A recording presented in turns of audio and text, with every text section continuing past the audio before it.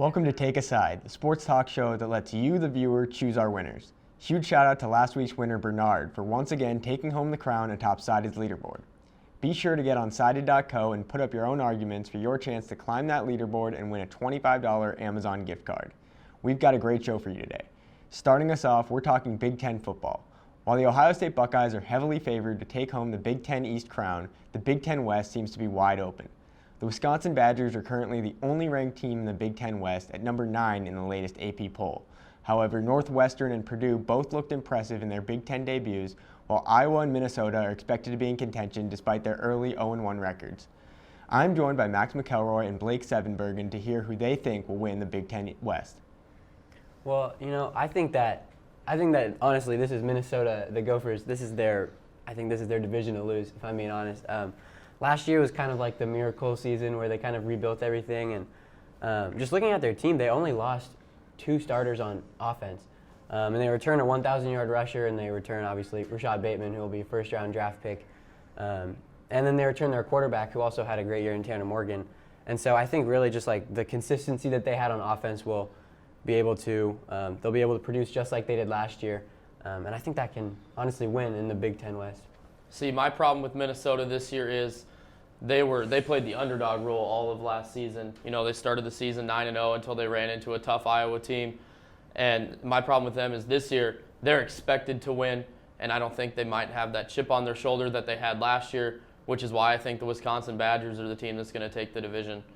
While Graham Mertz played out of his mind in the first game, only 1 incompletion, 5 touchdown passes, strong run game, insane defense, 45-7 win against Illinois. Mertz is out because of COVID protocols now, but I don't think that's going to matter for a well-coached Wisconsin team with a tough defense and a good run game.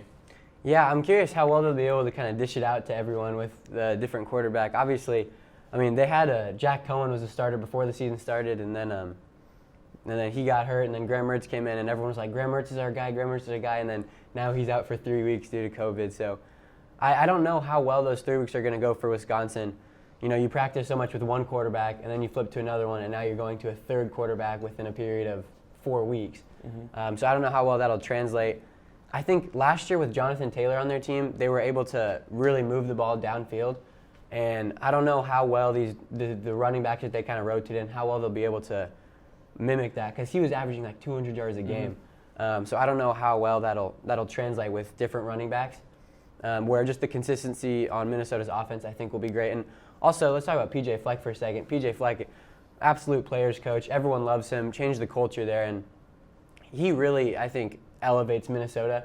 I think last year was kind of his year to be like, oh, I mean business here, and then I think he got outcoached by some of the smarter coaches, but I think this year he will learn, he will grow, as you need to in the Big Ten with how competitive it is, and I think he's going to rise above. I know they lost to Michigan. The good thing about that is that they're in the Big Ten East, so that hopefully won't matter for Minnesota by the end of it. But I think when all is said and done, I think the head-to-head matchup between Wisconsin and Minnesota is going to be the most important one for the Big Ten West. And while we're at it, let's talk about the team that did beat Minnesota last year. They gave them their first loss, the Iowa Hawkeyes. They struggled real bad against Purdue last week, but they're returning Amir Smith-Marset, guys like Tyler Goodson, center Tyler Linderbaum is an animal. And they're a well-coached football team. They're proven.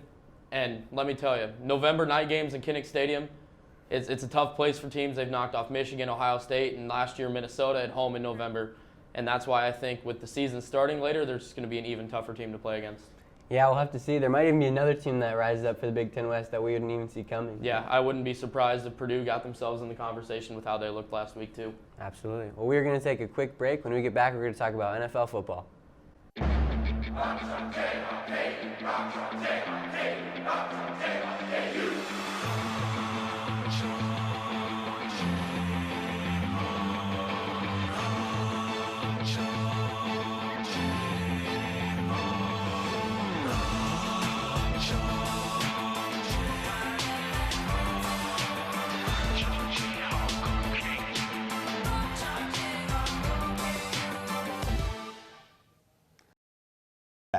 We're 7 weeks into the NFL season, and there isn't a division in football worse than the NFC East.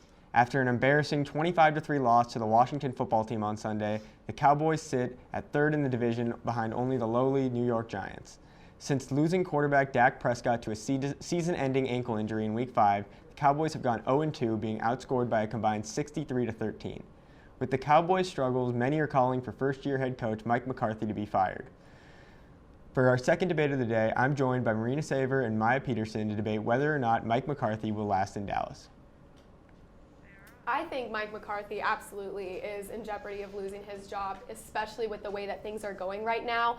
The NFC East is a blessing for the Cowboys because they have the opportunity, and Mike McCarthy has the opportunity to get a playoff team that would not contend in any other division, and he can't do it. And I think the biggest thing here is that I know that there are excuses. I know their offensive line has been decimated. I know Dak is gone.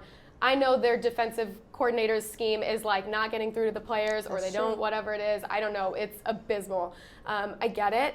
But at the end of the day, they are lacking in leadership right now, and Mike McCarthy is not picking it up. And the biggest thing here is that Mike McCarthy was brought in to really they got rid of Jason Garrett. He'd been there 9 years, and they brought in Mike McCarthy to really pick things up. The Cowboys were stuck being good enough, and they didn't have the playoff,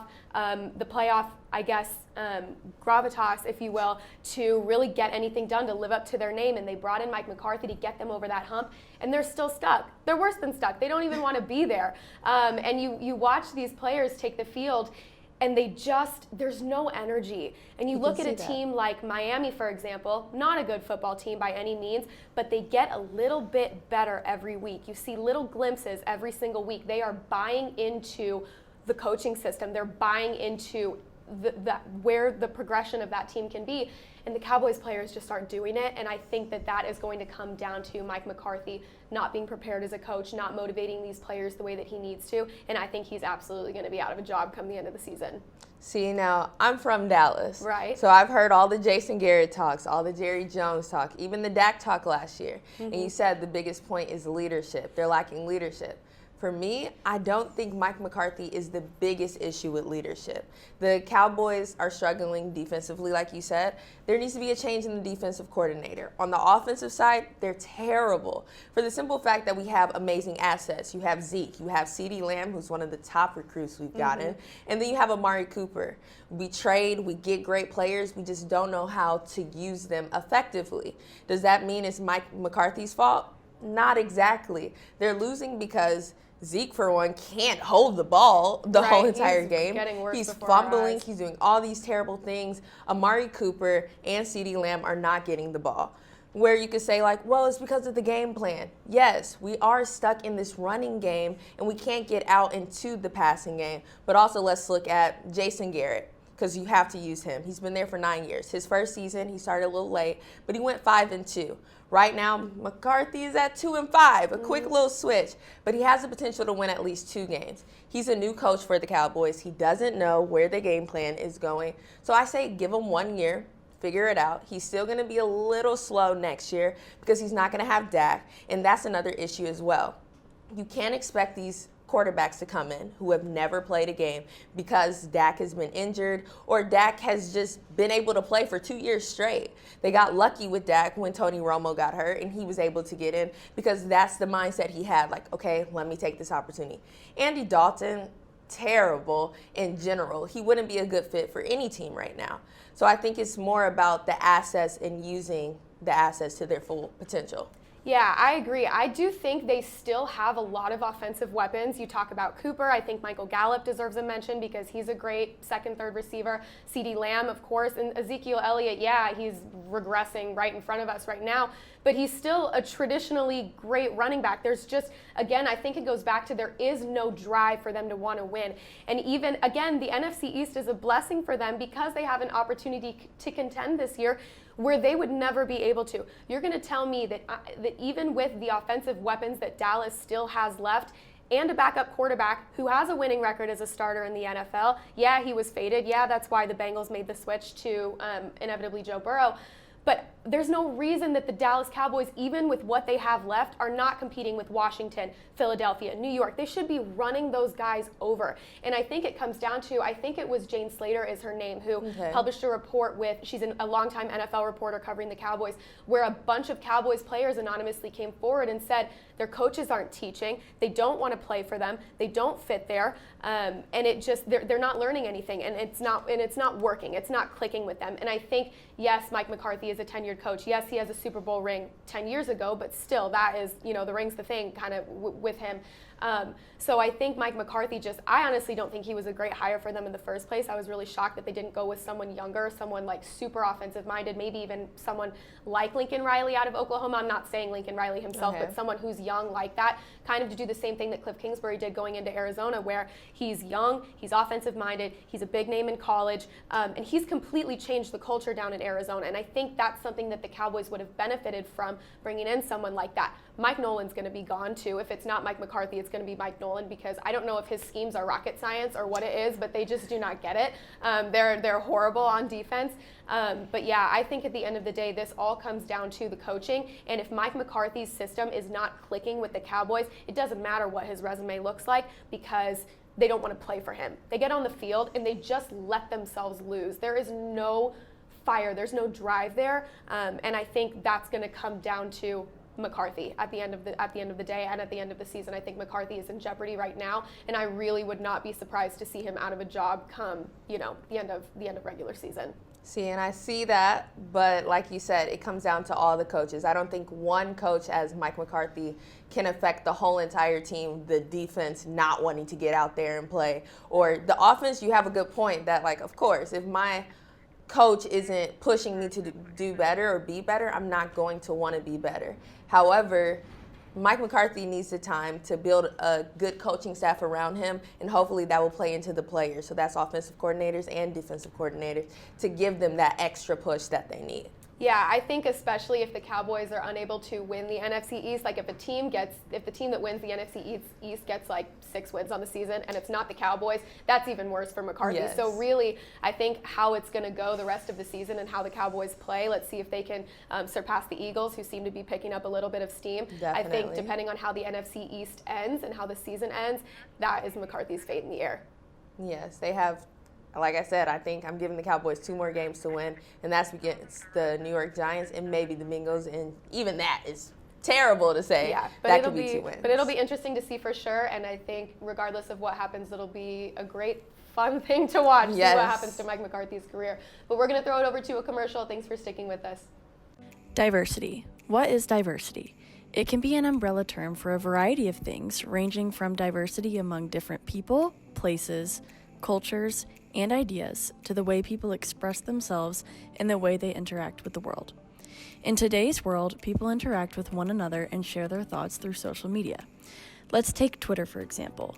How are people of different backgrounds, ethnicities, and sexual orientations with different political beliefs, interests, and job titles using this platform differently? Currently, celebrities are interacting with their fans on Twitter by speaking their minds, sharing their beliefs, and supporting social issues.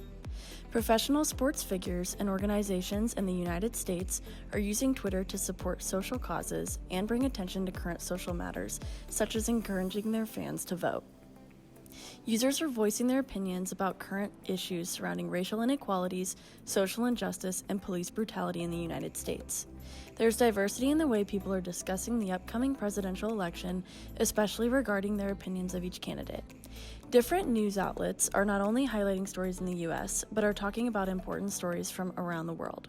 But many Twitter users don't post about controversial matters or social issues at all. Rather, they use their platform to create memes and post funny content for entertainment. While many topics going around this app involve social issues and political opinions, Twitter creates a space where people can pull together collections of diverse thoughts, comments, opinions, goals, and even a little humor too. So how can we use this platform to express our differences? More importantly, how can we use it to learn from each other's differences today? Welcome back. Last week, the Kappa Alpha Theta chapter at KU made national headlines when the sorority placed a member, Kathleen Lauer, on probation for retweeting a post created by a conservative political pundit, Candace Owens. Owens' post condemns the Black Lives Matter movement as being racist. Lauer says there's nothing in the sorority's bylaws that prohibits her from retweeting political commentary. I'm joined by Emma House and Jerome Sweeney to debate whether or not a Greek organization has the right to suspend members for expressing their political beliefs on social media. All right, well, I think it's kind of a big debate that's going around right now, especially just in the political climate of our country and everything. Right. So what are your thoughts? Do you think that any Greek organization has the right to kind of suspend their members or put them on probation for expressing political views? Right. So, I mean, Greek organizations are very complex. There's a lot of, behind the door stuff that, not the public eye knows. So, I mean, basically, most Greek organizations have some sort of a standards board to a committee of people that, act as sort of a judicial board for members in the organization.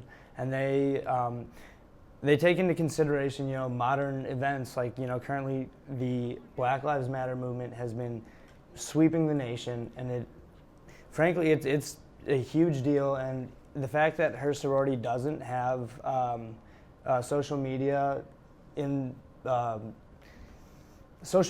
a disciplinary action in their bylaws is kind of tough in a modern situation with a lot of the heat coming from social media and news coming from social media, and that's where most people get their news from. So I think it's time to start making changes and implementing social media discipline. I'm going to go ahead and disagree with that. I don't think that Greek organizations as a whole, I mean, yes, I understand that they are a private organization, they have their own laws and everything, and I think it's kind of tricky in the sense that it's like, how far is too far? I think specifically, unless someone is directly affiliating with the sorority or fraternity or anything where, whether they're wearing Greek letters or they're in the house or, doing something that's directly affiliated with the organization, I think then the organization has a right to kind of monitor what's being said, and it's their image. They can say, hey, we don't want this coming up in our sorority. But I think if someone is just simply a member of the sorority or fraternity, and they're not posting anything that's directly affiliated with it, and they're just posting their own thoughts, I don't think they should have to face retribution for that. Well, so in her previous post on her page, she is affiliating herself with the sorority, and that is still on her page while she was posting these anti-BLM posts. So is that affiliating yourself if you're not posting directly about your sorority, or even while you have photos of yourself in front of your sorority house and other members of the sorority? I think it's fine for her to affiliate with stuff in like I did see her Instagram. She does have bid day stuff on there, and she does have, all this stuff, and I think that's fine. But I think it's more of in the sense of as long as she's not directly affiliating and captioning it with these with these racist things or anything like that.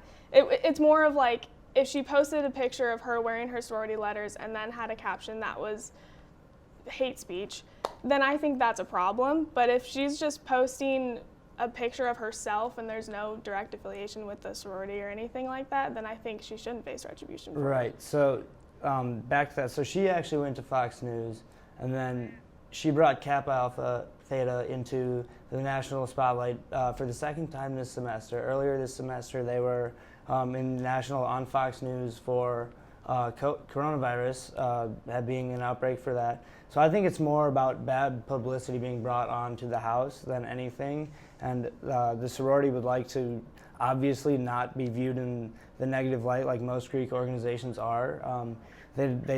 I assume they don't want the stigma that most Greek houses face when they come into the news.